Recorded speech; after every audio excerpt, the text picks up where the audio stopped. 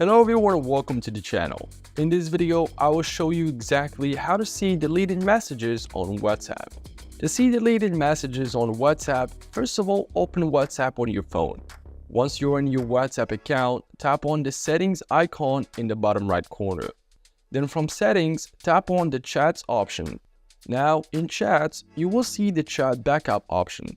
Tap on chat backup from here. Back up your chat history and media to iCloud so that if you lose your iPhone or switch to a new phone, your chat history is safe. You can restore your chat history and media when you reinstall WhatsApp. While it doesn't allow you to view messages deleted by the sender, a chat backup can help you recover messages that you might have unintentionally deleted before the backup was created. If your phone is lost, stolen, or damaged, having a recent chat backup ensures that you don't lose important conversations and media files. Regular backups protects against data loss. If you install and then reinstall WhatsApp, a chat backup allows you to restore your chat history, preventing the loss of important messages.